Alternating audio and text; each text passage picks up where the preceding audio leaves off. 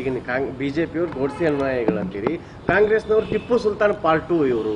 ನೋಡಿ, ಕಾಂಗ್ರೆಸ್ನವರು ಟಿಪ್ಪು ಸುಲ್ತಾನ್ ಪಾರ್ಟ್ ಅಲ್ಲ. ಕಾಂಗ್ರೆಸ್ ಅವರು ಬ್ರಿಟಿಷರ ವಿರುದ್ಧ ಯಾರ್ಯಾರು ಹೋರಾಟ ಮಾಡಿದ್ದಾರೆ ಅವ್ರ ಪರ ಇದ್ದೀವಿ. ಬ್ರಿಟಿಷರ ಪರ ಇದ್ದವರ ವಿರುದ್ಧ ನಾವಿದ್ದೀವಿ. ಇವರೆಲ್ಲರೂ ಸಹ ಯಾರು ಟಿಪ್ಪು ಸುಲ್ತಾನ್ನ ಪಕ್ಷದವರು ಅಂತಾರೆ, ಇವರೆಲ್ಲರೂ ಸಹ ಬ್ರಿಟಿಷರ ಬೂಟ್ ನೆಕ್ತಾ ಇದ್ದವರು. ಆದ್ರಿಂದ ಇವರಿಂದ ನಾವು ಕಲಿಬೇಕಾದಿಲ್ಲ. ಈ ಬಿಜೆಪಿಯವರು ಬ್ರಿಟಿಷರ ಬೂಟ್ ನೆಕ್. ಬಿಜೆಪಿಯ ಪೂರ್ವಜರು ಯಾರಿದ್ದಾರೆ ಸ್ವತಂತ್ರ ಹೋರಾಟದಲ್ಲಿ 7 ಲಕ್ಷ ಜನ, ಸುಮಾರು 7 ಲಕ್ಷ ಜನ ಭಾಗಿಯಾಗಿದ್ದಾರೆ ಸ್ವತಂತ್ರ ಹೋರಾಟದಲ್ಲಿ. ತ್ಯಾಗ ಬಲಿದಾನಗಳು ಮಾಡಿರ್ತಕ್ಕಂಥವ್ರು. ಒಂದೇ ಒಂದು ಹೆಸರು ಹೇಳ್ಬಿಡ್ಲಿ, ಇವರು ಹಿಂದುತ್ವ ಪಾರ್ಟಿಯವರು. ಎಲ್ಲೂ ಸಹ ಇವರಿಗೆ ಸಿಕ್ಕೋದಿಲ್ಲ. ಇವರೆಲ್ಲ ಬ್ರಿಟಿಷರ ಬೂಟ್ ನೆಕ್ದವರು. ಇವ್ರು ನಮಗೆ ಹೇಳ್ಕೊಡೋದು ಬೇಡ, ನಾವು ಟಿಪ್ಪು ಸುಲ್ತಾನ್ ಫಾಲೋ ಮಾಡ್ತೀವಿ, ಇನ್ನೊಬ್ಬರು ಫಾಲೋ ಮಾಡ್ತೀವಿ ಅಂತ ಹೇಳಿ.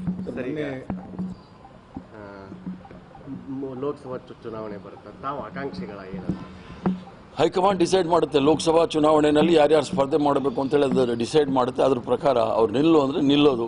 ನಾನು ಸಹ ಒಬ್ಬ ಆಕಾಂಕ್ಷಿ. ಅಲ್ಪಸಂಖ್ಯಾತ ಹಿಂದುಳಿದ ವರ್ಗಗಳ ಸಮಾವೇಶ ಸಿದ್ಧತೆ ಮಾಡ್ಕೊಂಡಿದ್ದಾರ ಅಂತ ತಾವೇನಾದರೂ? ಈಗ ಅಲ್ಪಸಂಖ್ಯಾತರು ಹಿಂದುಳಿದ ವರ್ಗದಲ್ಲೂ ಸಹ ಈಗಾಗಲೇ ನಾನು ಭಾಳ ಸಲ ಹೇಳಿದ್ದೀನಿ, 197 ಕಾಯಕ ಸಮಾಜದಲ್ಲಿ ಒಂದು 4-5 ಸಮಾಜಕ್ಕೆ ಮಾತ್ರ ಅನುಕೂಲ ಆಗಿರ್ತಕ್ಕಂಥದ್ದು. ಪ್ರತಿಯೊಂದು ಸಮಾಜದವ್ರಿಗೂ ಸಹ ಅವರು MLA MP ಬಿಟ್ಬಿಡಿ, ಅವ್ರೇನು ಆಸೆ ಇಟ್ಕೊಂಡಿರಲ್ಲ. ಸರ್ಕಾರಿ ನೌಕರಿಗಳಲ್ಲಿ ಸುಮಾರು 197 ಕಾಯಕ ಸಮಾಜದಲ್ಲಿ ಸುಮಾರು 106 ಸಮಾಜದವರು ಒಂದು ಸರ್ಕಾರಿ ನೌಕರಿ ತೆಗೆದುಕೊಂಡಿಲ್ಲ 75 ವರ್ಷ ಆದ್ರೂ. ಅವರ ಪರ ಹೋರಾಟ ಆಗಬೇಕು ಅಂತೇಳಿ ನಮ್ಮೆಲ್ಲರ ಇಚ್ಛೆ. ಅದು ಬಾಕಿ ಚುನಾವಣೆ ಬರುತ್ತೆ ಹೋಗುತ್ತೆ, ಅದು ಬೇರೆ ಪ್ರಶ್ನೆ. ಸ್ವತಂತ್ರ ಹೋರಾಟದ ಆಶಯಗಳನ್ನು ಸಂಪೂರ್ಣವಾಗಿ ಅನುಷ್ಠಾನಕ್ಕೆ ಬರಬೇಕಾದ್ರೆ ಎಲ್ರಿಗೂ ಸಹ ಸಮಾಜದ ಕಟ್ಟಕಡೆಯ ವ್ಯಕ್ತಿಯ ಸಮಸ್ಯೆಯೂ ಸಹ ಬಗೆಹರಿಸಲಿಕ್ಕೋಸ್ಕರನೇ ಸಂವಿಧಾನ ಮತ್ತು ಪ್ರಜಾಪ್ರಭುತ್ವ ಇರ್ತಕ್ಕಂಥದ್ದು. ಇಂಡಿಯಾ ಮೈತ್ರಿ ಒಕ್ಕೂಟದಿಂದ ಮಲ್ಲಿಕಾರ್ಜುನ್ ಖರ್ಗೆ ಅವರು ಪ್ರಧಾನಮಂತ್ರಿ ಅಭ್ಯರ್ಥಿ. ಬಹಳ ಸಂತೋಷದ ವಿಚಾರ. ಕರ್ನಾಟಕದಲ್ಲಿ ದೇವೇಗೌಡರು ಆದ ನಂತರ ಮತ್ತೊಬ್ಬರು ಹೆಸರು ಬರ್ತಾ ಇರೋದು ಸಂತೋಷದ ವಿಚಾರ. ಮೊನ್ನೆ ಇಡೀ ಸಮಾವೇಶ ಮಾಡಿದ್ರು, ನಿಮ್ಮ ದೂರ ಇಟ್ಟರು. ಆ ಸಮಾವೇಶ ಯಶಸ್ವಿ ಆಯ್ತು ಅಂತ ನಿಮ್ಮ ಏನು ಬಳಸ್ಕೊಳ್ಳಿಲ್ಲ? ನನ್ನನ್ನು ಯಾರೂ ದೂರ ಇಡಲಿಲ್ಲ. ಅವ್ರು ನನಗೆ ಕರೆದಿದ್ರು, ನಾನು ದೂರ ಇದ್ದೆ ಅಷ್ಟೇ. ನಾನು ಯಾವುದೇ ಜಾತಿ ಸಮಾವೇಶಗಳಲ್ಲಿ ಪಾಲ್ಗೊಳ್ಳೋದಿಲ್ಲ. ನಾನು ಅದಕ್ಕೆ ದೂರ ಇದ್ದೆ. ಆಸೆ ಈಡೇರ್ತಾ ಏನೋ ಸಮಾಜದ ಆಸೆ ಈಡೇರೋದು ಬಿಡೋದು ಅವ್ರಿಗೆ ಬಿಟ್ಟಿದ್ದು.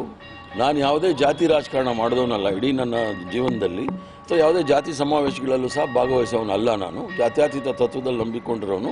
ಆದ್ದರಿಂದ ಆ ಸಮಾವೇಶದಿಂದ ದೂರ ಇದ್ದೆ. ನಾನು ಪರ್ಯಾಯವಾಗಿ ಮತ್ತೊಂದು ಸಮಾವೇಶ ಮಾಡಬೇಕು. ಪರ್ಯಾಯ ಜಾತಿ ಅಂದರೆ ಪರ್ಯಾಯ ಮಾಡಬೇಕು. ನಾನು ಧ್ವನಿ ಇಲ್ದವ್ರಿಗೆ ಧ್ವನಿ ಕೊಡಬೇಕು ಅಂಥೇಳಿ ಸಮಾವೇಶ ಮಾಡಬೇಕು ಅಂಥೇಳಿ, ಧ್ವನಿ ಇಲ್ಲದೇ ಇರೋರಿಗೆ ಧ್ವನಿ ಕೊಡಬೇಕು ಅಂಥೇಳಿ ಆ ಸಮಾವೇಶ ಮಾಡಬೇಕು ಅನ್ನೋದು ಒಂದು ತೀರ್ಮಾನ ತೆಗೆದುಕೊಂಡು. ಸ್ವಾಮೀಜಿ ಇರಲಿ, ಸ್ವಾಮೀಜಿಗಳ ಕತೆ ಬೇರೆ, ನನ್ನ ಕತೆ ಬೇರೆ. ಸ್ವಾಮೀಜಿ ಅವ್ರದ್ದು ಹೇಳ್ಕೊಳ್ತಾರೆ.